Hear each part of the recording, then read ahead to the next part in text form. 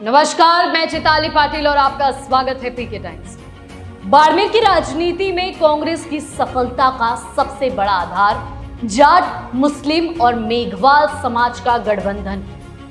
झारखंड में जेएमएम का मतलब झारखंड मुक्ति मोर्चा होता है, लेकिन बाड़मेर, जैसलमेर और मारवाड़ के इलाके में यही जेएमएम अलग अर्थ रखता है।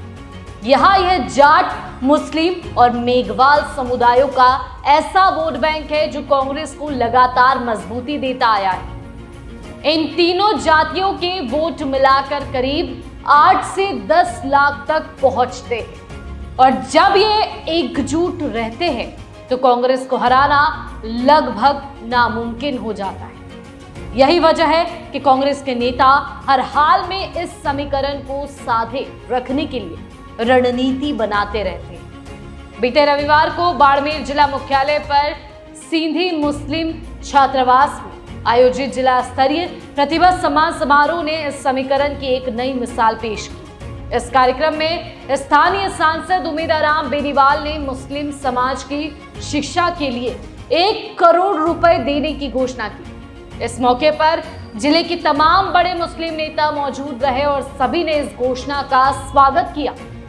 कार्यक्रम के दौरान उमेदाराम बेनीवाल ने कहा कि शिक्षा ही इंसान को अज्ञानता से निकालकर तरक्की की राह दिखाती है और मुस्लिम समाज की बढ़ती शैक्षणिक चेतना पूरे समाज के लिए प्रेरणादायी है। यही नहीं, शाम होते होते सांसद उमेदाराम ने शिव कस्बे में मेघवाल समाज की शिक्षा को आगे बढ़ाने के लिए 20 लाख रुपए देने का ऐलान भी कर दिया। यह स्पष्ट करता है कि कांग्रेस शिक्षा को केवल समाज सुधार का जरिया नहीं बल्कि अपनी राजनीतिक रणनीति का भी केंद्र बना रही है।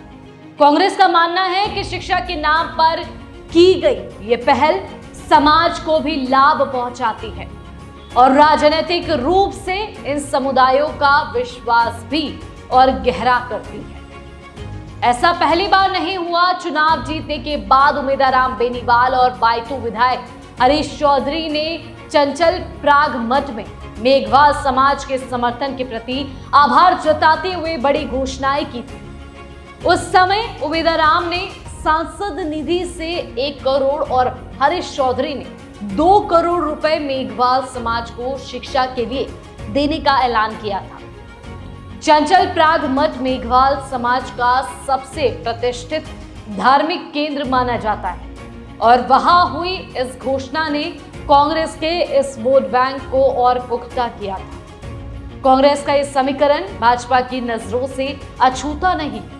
भाजपा इस फॉर्मूले को तोड़ने के लिए बार बार जाट कार्ड खेलती है। 2014 और 2019 के लोकसभा चुनावों में भाजपा ने जाट प्रत्याशी उतारकर कांग्रेस का जाट वोट बैंक आधा कर लिया और अपने परंपरागत वोटरों के साथ जोड़कर जीत हासिल की। लेकिन 2024 का चुनाव अलग रहा। उमेदाराम बेनीवाल खुद जाट समाज से थे और मुस्लिम तथा मेघवाल समाज ने कांग्रेस को पूरी तरह समर्थन। संसदीय क्षेत्र के जाट समाज ने निर्दलीय रविंद्र सिंह भाटी की मजबूती को देखते हुए भाजपा प्रत्याशी कैलाश चौधरी को छोड़कर कांग्रेस प्रत्याशी उमेदाराम बेनीवाल के साथ आकर जुड़ गए। इसका नतीजा यह हुआ कि भाजपा और निर्दलीय प्रत्याशी रविंद्र सिंह भाटी को हार का सामना करना पड़ा और कांग्रेस की बड़ी जीत सुनिश्चित हो गई।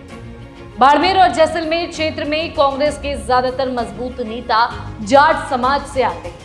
ये नेता न केवल अपने समाज को लामबंद रखते हैं बल्कि मुस्लिम और मेघवाल समाज को भी कांग्रेस से जोड़े रखने के लिए लगातार प्रयास करते हैं। हरीश चौधरी इसका सबसे बड़ा उदाहरण है। वे इस समीकरण को बचाए रखने के लिए कई बार पूर्व मुख्यमंत्री अशोक गहलोत से भी सीधी टक्कर लेने से नहीं हिचकते। विश्लेषकों का मानना है कि मेघवाल और मुस्लिम समाज कांग्रेस से इतने गहरे जुड़े हैं कि यदि इनके बड़े नेता भी कभी कांग्रेस के खिलाफ जाने की अपील करे तो भी यह समाज परंपरागत रूप से कांग्रेस को ही वोट करता है। बाड़मेर की राजनीति में जाट, मुस्लिम और मेघवाल समाज का यह गठबंधन कांग्रेस के लिए जीवन रेखा है। उमेदाराम बेनीवाल की हाल की घोषणा इसी रणनीति का हिस्सा है। शिक्षा को आधार बनाकर कांग्रेस न केवल समाज में सुधार का संदेश देती है बल्कि अपने सबसे मजबूत वोट बैंक को और मजबूत करने का काम करती है। भाजपा का जाट कार्ड कांग्रेस के लिए चुनौती जरूर है, लेकिन जब तक मुस्लिम और मेघवाल समाज एकजुट होकर कांग्रेस के साथ खड़ा है, तब तक इस क्षेत्र में कांग्रेस को हराना बेहद कठिन काम साबित होता है। उस पर आपका क्या कहना है कमेंट करके जरूर बताएं। देखते रहिए पीके टाइम्स और हाँ, हमारे चैनल को लाइक करना, सब्सक्राइब करना और शेयर करना ना भूलें।